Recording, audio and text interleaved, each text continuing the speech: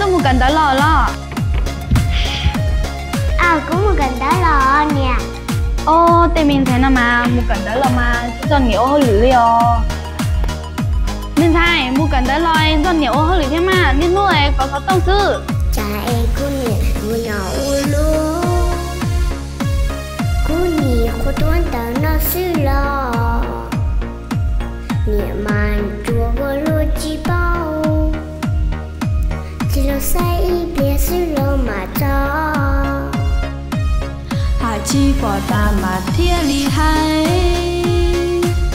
Bỏ con niên nu tốt trân đời tê sư mò. Giờ linh đạo yuốt cho chi tao chê. Chê có những cỡ đỡ chầu chi chua lử tu. Cô tư cho sẽ cần đó tam bảo ý nó. Nó có chuyện kia cũng nó chỉ xí rồi. Lúa uối cha có mà thế lúa bao. Cũng mà đi cho đi có ổn hay mò. Sát tranh tờ có em cho niềm muốn nụ. Cho lo cho chế chế muốn cho nia khứ. Trâu chia mù ba nia tụi mình thấy. Yêu nô tư chế nữ vua một cần tới đây.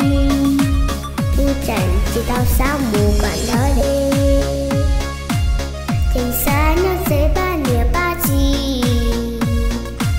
Cô nia cô chi nè khứ cơn gấu.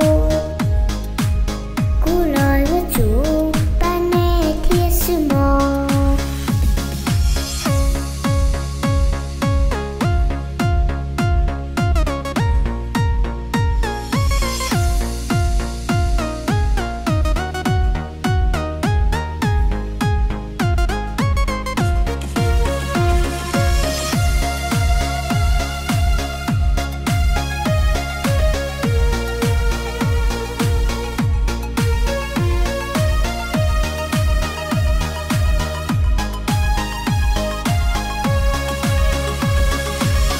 Cô tư cho sẽ cần đó tam bảo ý nó. Nó có chuyện kia cũng nó chỉ xí rồi. Lúa uối cha có mà thế lúa bao. Cũng mà đi cho đi có ổn hay mò. Sát tranh tờ có em cho niềm muốn nụ. Cho lo cho chế chế muốn cho nia khứ. Trâu chia mù ba nia tụi mình thấy.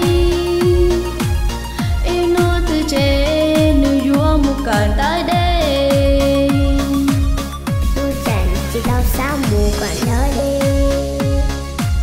Trên xa nó